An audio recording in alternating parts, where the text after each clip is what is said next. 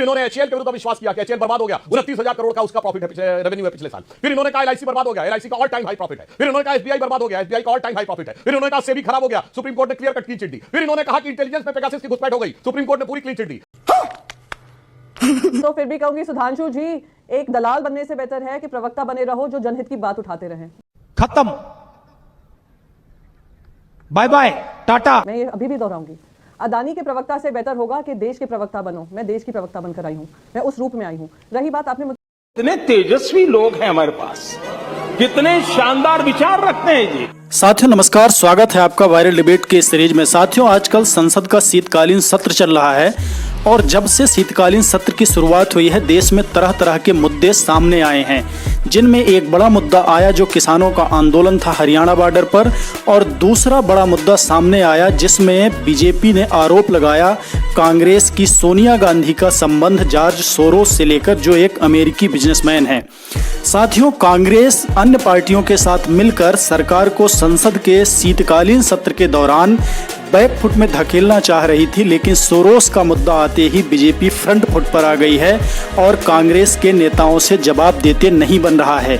जब बीजेपी के नेता आरोप लगा रहे हैं कि आप जवाब दीजिए कि सोनिया गांधी का संबंध जॉर्ज सोरोस और उनकी कंपनी से लेकर क्या है, तो वो नेता जवाब नहीं दे पा रहे हैं। साथियों इसी मुद्दे पर आज डिबेट थी जिसमें बीजेपी की तरफ से प्रवक्ता थे सुधांशु त्रिवेदी और उद्धव बाला साहब ठाकरे वाली शिवसेना पार्टी की प्रवक्ता थी प्रियंका चतुर्वेदी। लेकिन जब प्रियंका चतुर्वेदी कांग्रेस का राग लापने लगी तो सुधांशु त्रिवेदी ने उन्हें जमकर सुना दिया। इसी बात पर लेकर प्रियंका चतुर्वेदी जी ने सवाल उठाया कि आप कब तक अदानी की दलाली करते रहेंगे। तो साथियों डिबेट बड़ी ही मजेदार होने वाली है, आज की पूरी डिबेट जरूर सुनिएगा। और यदि आप अभी चैनल पर नए हैं तो चैनल को सब्सक्राइब कर लीजिए और वीडियो को लाइक कर दीजिए। तो चलिए हम लोग बिना देरी किए हुए इस डिबेट को देखना शुरू करते हैं। पिक्चर चालू करो बे। सरकार हो, विपक्ष की सरकार हो, यूएस का कोर्ट कौन होता बोलने वाला?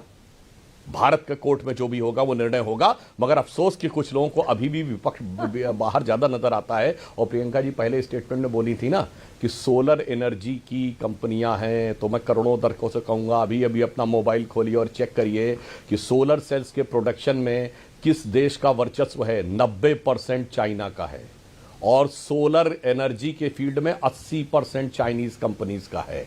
बस उसने रिपोर्ट लगाई है, उसका नाम पता है क्या है? हम उसमें आप वो नहीं करेंगे, बीच में डिस्टर्बेंस हो। उसका नाम है ब्रायन पीस जी, जो डेमोक्रेटिक पार्टी के सांसद चक शूमर का दोस्त है। और चक शूमर जॉर्ज सोरोस के बेटे के दोस्त हैं, ये जग जाहिर है, तो पूरी बात पता है। अब मैं आता हूं अविश्वास प्रस्ताव के ऊपर। नहीं, पर ये रिजिजू जी क्यों कह रहे हैं कि सदन की गरिमा गिराई है? अरे भैया पूरी बात हो जाए आपको समझ में आ जाएगा। मैं इसी में बता तो रहा हूं, अभी देखिए पूरा विस्तार से समझ में आएगा। 20 सेकंड। ये जो राष्ट्रपति उपराष्ट्रपति के विरुद्ध अविश्वास प्रस्ताव लाए हैं, 30 सेकंड में बता देता हूं। ये केवल एक सिंगल थोड़ी है, तो 7-8 साल से भारत की हर व्यवस्था पर अविश्वास पैदा करने का प्रयास है। नंबर 1, राफेल को लेकर इन्होंने एयरफोर्स पे अविश्वास पैदा करने का प्रयास किया। देन इन्होंने सर्जिकल स्ट्राइक को लेकर आर्मी पे अविश्वास करने का प्रयास किया। फिर इन्होंने एचएएल के विरुद्ध अविश्वास किया कि एचएएल बर्बाद हो गया, 29,000 करोड़ का उसका प्रॉफिट है, रेवेन्यू है पिछले साल। फिर इन्होंने कहा एलआईसी बर्बाद हो गया, एलआईसी का ऑल टाइम हाई प्रॉफिट है। फिर इन्होंने कहा एसबीआई बर्बाद हो गया, एसबीआई का ऑल टाइम हाई प्रॉफिट है। फिर इन्होंने कहा सेबी खराब हो गया, सुप्रीम कोर्ट ने क्लियर कट क्लीन चिट दी। फिर इन्होंने कहा कि इंटेलिजेंस में पेगासस की घुसपैठ हो गई, सुप्रीम कोर्ट ने पूरी क्लीन चिट दी। पहले तो किरण रिजिजू जी जो हैं वो देश के इतिहास में one of the worst parliamentary affairs minister माने जाएंगे, क्योंकि उन्होंने पार्लियामेंट्री गरिमा को, पार्लियामेंट्री प्रथा को उन्होंने खत्म ध्वस्त करने का काम किया है। और मैं बताती हूँ क्योंकि फिर से सुधांशु जी अदानी के प्रवक्ता होकर ज़्यादा बोल रहे थे, ना कि भारतीय जनता पार्टी या देश हित के प्रवक्ता होने के नाते। सबसे पहले उन्होंने सोलर पावर प्रोजेक्ट्स की बात की कि हाँ ये बात सच है कि चाइना से सबसे ज़्यादा आता है, और उसका बात के विरोध हम बार बार कर रहे थे कि एक तरफ आप मेक इन इंडिया की बात करते हैं, दूसरी तरफ आप चाइना में जो हमारा ट्रेड गैप है उसको लगातार इनके ही कार्यकाल में बढ़ रहा है। दूसरी बात बताती हूँ, वो जो सोलर सेल्स अदानी समूह के भी आती है ना सोलर पावर प्रोजेक्ट्स में, वो भी चाइना से आती है, क्योंकि वीजा नॉर्म्स टफ कर दिए थे चाइनीज एक्सपर्ट्स को इंडिया में आने के लिए। वही पावर प्रोजेक्ट कंपनीज गई थी सरकार के पास कि प्लीज आप चाइनीज वीजा नॉर्म्स इजी कर दीजिए, वहाँ के जो एक्सपर्ट्स हैं वहाँ पे हमारे देश में आए, हमारे देश में काम करें। इन्हीं की सरकार ने वो वीजा नॉर्म्स ईज किए हैं, हमने नहीं किए हैं। तीसरी बहुत महत्वपूर्ण बात, ध्यान भटकाने का मुद्दा कौन कर रहा है? ये मुझसे कहते हैं अरे आप यूएस कोर्ट्स की इंडाइटमेंट देख रहे हैं। अरे यूएस कोर्ट्स छोड़िए, आप हिम्मत दिखाकर देश हित में बात करिए सुधांशु जी, और देश हित में कहिए हमें कुछ छुपाने की चीज नहीं है, अडानी को कुछ चीज छुपाने की चीज नहीं है। अभी हम ईडी की कार्रवाई करते हैं, अभी हम आईटी की कार्रवाई करते हैं, देखते हैं कौन वो घूसखोर हैं और कौन वो घूस लेने वाले हैं, चाहे वो राज्य सरकारों के हों या सेकी के हों, हम सबको पनिशमेंट देंगे। पर नहीं, आपने वो तो फिर भी कहूंगी सुधांशु जी, एक दलाल बनने से बेहतर है कि प्रवक्ता बने रहो जो जनहित की बात उठाते रहें। मैं ये अभी भी दोहराऊंगी, अदानी के प्रवक्ता से बेहतर होगा कि देश के प्रवक्ता बनो। मैं देश की प्रवक्ता बनकर आई हूँ, मैं उस रूप में आई हूँ। रही बात, आपने मुझसे कहा कि इंडी गठबंधन एकजुट होकर अडानी पे नहीं बात कर रहा है। आप मुझे बताइए, जब ये 267 का नोटिस दिया था, क्या चंद्रबाबू नायडू जी ने दिया ये नोटिस साथ में आपके? क्या आज नीतीश कुमार जी ने दिया नोटिस या आपके साथ में? आपके जो छोटे मोटे जो आपके सारे अलायंस के दल हैं, 32 अलायंसेस हैं आपके, अपना दल ने दिया है? क्या चिराग पासवान जी की पार्टी ने दिया है? क्या आपके नॉर्थ ईस्टर्न पार्टनर्स ने दिया है? क्या बात करें? क्या यानी इसका मतलब क्या हो गया कि 267 की आड़ में आपको पूरा जो सरकारी काम काज है वो ठप करना है, क्योंकि सरकार के पास इसका जवाब नहीं है। और मैं फिर से दोहराऊंगी सुधांशु जी, मैं आपको खुली चैलेंज दे रही हूँ, देश की प्रवक्ता होने के नाते रिक्वेस्ट कर रही हूँ, पार्लियामेंट को आप चलने दीजिए, हर चर्चा हो, जॉर्ज सोरोस से लेकर जो आप आरोप लगा रहे हैं उस पर चर्चा हो, पर चर्चा तो करिए, भाग क्यों रहे हैं? जवाब विनम्रता से सुधांशु, सुधांशु त्रिवेदी जवाब। वैसे प्रियंका जी, ऐसी ओछी अभद्र बकवास टिप्पणी आपको नहीं करनी चाहिए थी, दलाल वाली, मगर फिर भी मेरा वो स्तर नहीं है कि मैं इस स्तर पे जवाब दूंगा। मगर मैं कहता हूं, फिर आपका मैं स्वागत करता हूं। आपने कहा सोरोस पे चर्चा होनी चाहिए, मैंने सीधा सवाल पूछा था, एक दल का नाम तो बताइए जिसने नोटिस दिया, आप नहीं बता पाई। हमने कहा राज्य सरकार जिनके ऊपर आरोप लगा उनका नाम तो बताइए। चलिए, आपने कहा अपना दल के एक राज्यसभा सांसद का नाम बताइए, आप राज्यसभा में बताइए। कुछ नहीं पता, हवा में आके लठ बांधने लगना, उसके बाद व्यक्तिगत ओछी बयान देने लगना।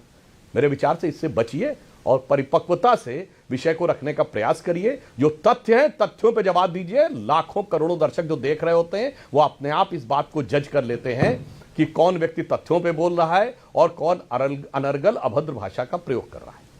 प्रियंका जी, अच्छा, बात हुई ओछेपन की। ओछापन तो आपने शुरू किया था, आपने कहा मैं कांग्रेस की प्रवक्ता बनकर बैठी हूं, तो मैंने भी हकीकत दिखाने का आईना दिखाया है। सुधांशु जी, आप हर चीज इतना पर्सनली क्यों ले जाते हैं, मुझे समझ में नहीं आया। आरोप तो आपने मुझ पे लगाए थे, मैंने कहा मैं देश की प्रवक्ता बनकर आई हूँ। रही बात, आपको बड़ा जल्दी से याद आ गया, अपना दल याद आ गया। मैंने उससे पहले आपसे कहा था कि नीतीश कुमार जी की पार्टी, क्या आप कह रहे हैं संजय झा जी नीतीश कुमार जी के साथ नहीं है? और दूसरी बात आपने कही, मैंने दूसरी तो संजय झा जी ने दिया है सोरेस पे हाँ, नोटिस। ये बात सही है। अरे भाई, संजय झा जी ने दिया, आपको पता ही नहीं? नहीं, नोटिस टू संजय झा जी ने दिया है भाई। हाँ तो ठीक है, सोरेस के ऊपर नोटिस दिया, आप पता ही नहीं आपको? 267 का नोटिस अगर अब लीजिए, अब अच्छी बात है, अच्छी बात है, जानकारी लेके बोलिए भाई। तो मैं यही कह रही हूँ, तो आपने अगर देखिए ऐसा है, एक सेकंड सुधांशु जी, अगर आप कह रहे हो उन्होंने 267 नोटिस दिया, क्या है ना, चिल्लम चोट में सिर्फ हमें लक्ष्मीकांत वाजपेयी जी का नाम याद आया, आपकी बातें याद आई और कविता पाटीदार की याद आई। अब अगर आप कह रहे हैं संजय झा जी ने दिया होगा, हो सकता है दिया होगा, हमारे नाम किसका नाम था हमें पता नहीं। साथियों, आपने पूरी डिबेट देखी और डिबेट में देखा कि किस तरह से कांग्रेस पार्टी के ऊपर लगा हुआ जॉर्ज सोरोस से मिलने और उनकी फंडिंग लेने का आरोप उनके लिए गले की फांस बन चुका है। वो जिस मौके पर ये चाह रहे थे कि हम बीजेपी को पीछे धकेलेंगे, ऐसा वो कर नहीं पाए और बीजेपी उनके ऊपर हावी हो गई है। साथियों, पिछले काफ़ी समय से जब से देश में कांग्रेस और उनकी कुछ गठबंधन वाले साथियों का राज था, ये लोग विदेशी नेताओं से मिलकर देश को अस्थिर करने की कोशिश करते रहे हैं। कई अमेरिकी नेता ऐसे रहे हैं जो कभी नहीं चाहते कि हिंदुस्तान में शांति रहे।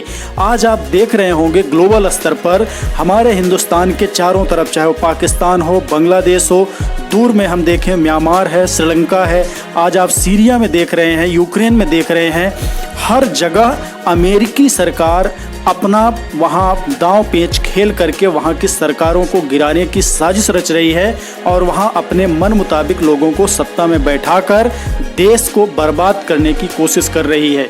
वही कोशिश हिंदुस्तान के साथ भी हुई, जो धीरे धीरे फेल हो गई, क्योंकि यहाँ की सरकार उसको समझ गई और विपक्षी नेता जो वहाँ जाकर मिल रहे थे उनकी पोल खुल गई। तो साथियों, ये डिबेट आपको कैसी लगी कमेंट बॉक्स में जरूर बताइएगा, और यदि आपने चैनल को सब्सक्राइब नहीं किया तो चैनल को सब्सक्राइब कर लीजिए और वीडियो को लाइक कर दीजिए। तो चलिए दोस्तों, मैं मिलता हूँ अगले वीडियो पर, तब तक के लिए नमस्कार, जय हिंद, जय श्री राम।